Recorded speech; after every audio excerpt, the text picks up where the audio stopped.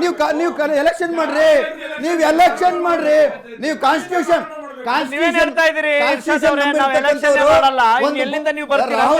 ಇವರು ಮಹಾನ್ ನಾಯಕ,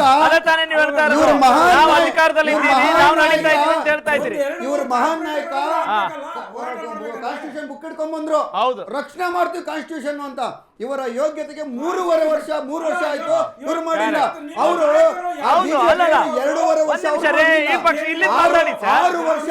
ಅಲ್ಲ ನೀವು ಕಾರ್ಪೊರೇಟರ್ ಅಂತ ತೆಗೆದ್ರಿ, ಒಂದ್ ನಿಮಿಷ, ನೀವು ಕಾರ್ಪೊರೇಟರ್ ಅಂತ ತೆಗೆದ್ಬಿಟ್ಟು ಯಾಕೆ ಬೇರೆ ಕಡೆ ಹೋಗ್ತೀರಾ? ನೀವು ಒಂದ್ ನಿಮಿಷ, ಇರ್ಷಾದ್ ಅವರೇ, ಮೊಹಮ್ಮದ್ ಇರ್ಷಾದ್ ಅವರೇ, ನೀವೀಗ ಹೇಳಿದ್ರಿ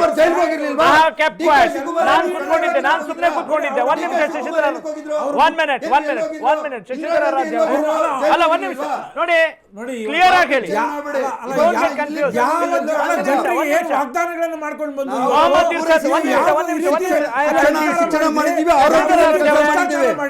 ಭ್ರಷ್ಟಾಚಾರ 1 ರೂಪಾಯಿ ಮಾಡಿಲ್ಲ ನಾವು. ಒಂದ್ ನಿಮಿಷ, ನೀವು ವಾಟ್ ಡಿಡ್ ಯು ಆಸ್ಕ್, ನೀವೇನ್ ಕೇಳಿದ್ರಿ? ಒಂದು ನಿಮಿಷ, ಮೊದಲು ಕಾರ್ಪೊರೇಟರ್ ಆಗಿ ಅಂತ ಹೇಳಿದ್ರಿ, ಕರೆಕ್ಟ್. ಒಂದ್ ನಿಮಿಷ ಸರ್, ಜನಾಧಾರ ಬೇಕಲ್ಲ. ಒಂದು ನಿಮಿಷ ಸರ್, ನೀವು ಮೊದಲು ಎಕ್ಸಾಮ್ ಕಂಡಕ್ಟ್ ಮಾಡ್ರಿ. ಅವ್ರು ಎಷ್ಟು ಮಾರ್ಕ್ಸ್ ತೆಗಿತಾರೆ? ಒಂದ್ ನಿಮಿಷ ಶಶಿಧರ, ನಾನು ಹೇಳ್ತಾ ಇರೋದು ನೀವು ಹೇಳಿದ್ರಲ್ಲ, ನೀವು ವಿಷಯ ಬಿಟ್ಟು ಯಾಕೆ ಹೋದ್ರಿ? ಅವ್ರು ಹೇಳ್ತಿದ್ದಾರೆ ಪರ್ಯಾಯ ವ್ಯವಸ್ಥೆ ಬರುತ್ತೆ, ನಮ್ಮ ಪಕ್ಷದ ಅವ್ರು ಪ್ರಯತ್ನ ಮಾಡ್ತಿದ್ದಾರೆ. ಯಾವ ಆಧಾರದ ಮೇಲೆ ಟೀಕೆ ಮಾಡ್ತಾ ಇದ್ದೀರಿ? 2 ವರ್ಷ ಇದೆ, ನೆಕ್ಸ್ಟ್ ಒಳ್ಳೆ ಅಧಿಕಾರ ಕೊಡ್ರಿ, ಆಡಳಿತ ಹೇಳ್ತಾರೆ. ಹೌದು, ತಾತ್ಸಾರ ಇದೆ, ಎಲ್ಲ ಜನರಿಗೂ ಇದೆ ತಾತ್ಸಾರ. ನೀವು ಮಾಡ್ತಾ ಇರತಕ್ಕಂತಹ ಸ್ವಜನ ಪಕ್ಷಪಾತದಿಂದ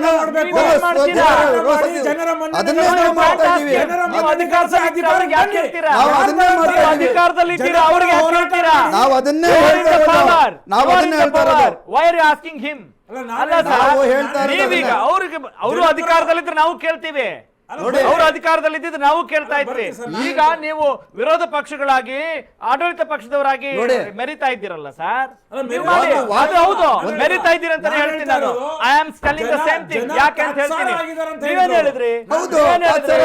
ಕಾರ್ಪೊರೇಟರ್ ಆಗಿ ಅಂತ ಹೇಳಿದ್ರಲ್ಲ, ಚೀಮಾರಿ ಆಗ್ತಾ ಇದೆ, ಸುಪ್ರೀಂ ಕೋರ್ಟ್ ಚೀಮಾರಿ ಆಗ್ತಾ ಇದೆ, ಸುಪ್ರೀಂ ಕೋರ್ಟ್ ಚೀಮಾರಿ ಆಗ್ತಾ ಇದೆ. 5 ಲಕ್ಷ ದಂಡ ಕಟ್ಟಿದ್ದಾರೆ. ಹೌದು, ದಂಡ ಕಟ್ಟಿದ್ದಾರೆ. ದುಡ್ಡು ತೆರಿಗೆ ದುಡ್ಡನ್ನ ಹಾಳು ಮಾಡಿದ್ದಾರೆ. ಎಲೆಕ್ಷನ್ ಮಾಡಿ ಬೆಂಗಳೂರಿಗೆ 10,000 ಕೋಟಿ ಕೋತಾಗಿದೆ. ಹೋರಾಟ ಮಾಡ್ಬೇಕು ಅವರು. ಅಲ್ಲ ಒಂದ್ ನಿಮಿಷ, ಮೊಹಮ್ಮದ್ ಇರ್ಷಾದ್ ಅವರೇ, ನೀವು ಹಂಗೆ ಹೇಳಿದಿರಲ್ಲ, ಯಾಕೆ ಹೋರಾಟ ಮಾಡ್ಬೇಕು?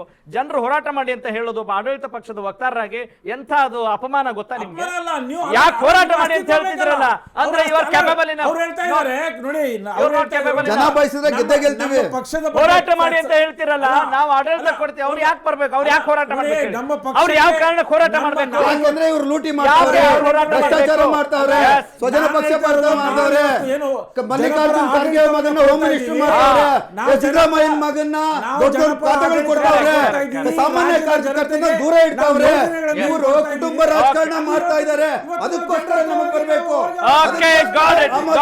ಗೆಲ್ಬೇಕು. ಸ್ವಜನ ಪಕ್ಷಪಾತ ವಿರುದ್ಧವಾಗಿ ಆಮ್ ಆದ್ಮಿ ಪಾರ್ಟಿ ಗೆಲ್ಬೇಕು. I completely agree with you. ಆದ್ರೆ ಒಂದನ್ನ ಯೋಚನೆ ಮಾಡ್ಬೇಕು ನಾವು. ಈಗ ನೀವು ಜನರ ಪರವಾಗಿರ್ಲಿಕ್ಕೆ ಎಷ್ಟು ಯಾಕಂತ ಹೇಳಿದ್ರೆ you are not in the power. ಹಾಗಾಗಿ ನಾವು ನಿಮ್ಮ ಪರವಾಗಿ ಮಾತನಾಡ್ತಾ ಇದ್ವಿ. ಜನರ ಪರವಾಗಿ ಹೋರಾಟ ಯಾವಾಗಲೂ ಅಷ್ಟೇ, ವಿರೋಧ ಪಕ್ಷಗಳು ಆಡಳಿತ ಪಕ್ಷದ ಕಿವಿ ಹಿಂಡುವಾಗ ನಾವು ಧ್ವನಿಗೂಡಿಸ್ತೀವಿ, ನಮ್ಮ ಕೆಲಸ ಅದೇ. ಆದರೆ ಇವತ್ತು ನಮ್ಮ ತಿಮ್ಮೇಗೌಡರು ದಿನದಷ್ಟು ಆಕ್ರೋಶ ಭರಿತರಾಗಿಲ್ಲ, ಬಹಳ ನೋವಲ್ಲಿದ್ದಾರೆ.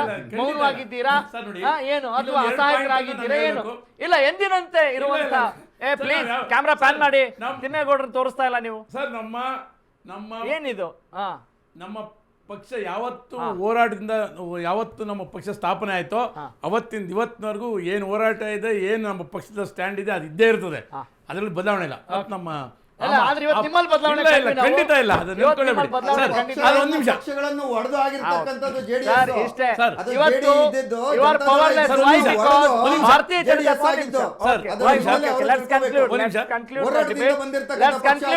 ಪಕ್ಷವನ್ನು ಈಗ ಇದೇ ಆಕ್ರೋಶ ಆವೇಶವನ್ನ ಆಮ್ ಆದ್ಮಿ ಪಕ್ಷದ ದೊಡ್ಡ ದೊಡ್ಡ ನಾಯಕರು ಮುಂಚೆ ಮಾಡ್ತಾ ಇದ್ರು, ಈಗ ಹೇಗಿದ್ದಾರೆ ಅನ್ನುವ ಪ್ರಶ್ನೆಗೆ ಲೋಪದೋಷಗಳನ್ನ ಹುಡುಕೋ ನಿಟ್ಟಿನಲ್ಲಿ ನೀವು ಮಾಡ್ತಾ ಇದ್ದೀವಿ. ಹುಡುಕೋ ನಿಟ್ಟಿನಲ್ಲಿ ನೀವು ಕೂಡ ಅವಕಾಶ ಕೊಡಬೇಡಿ ಅನ್ನೋದು ನಾವು ಜನಪರವಾಗಿ ನಿಮ್ಮನ್ನು ಕೇಳ್ತಾ ಇದ್ದೀವಿ. ಎಸ್ ತಿಮ್ಮೇಗೌಡ್ರೆ, ಲಾಸ್ಟ್ ಪಾಯಿಂಟ್. ಸರ್ ನೋಡಿ, ಅಲ್ಲ ಇವರು ಏನು ಹೇಳಿದ್ರು, ಹಿಂದೆ ಮೈಸೂರು ಭಾಗದಲ್ಲಿ JDS ಪ್ರಾಬಲ್ಯ ಕಡಿಮೆ ಆಗುತ್ತೆ ಅಂತೇಳಿ.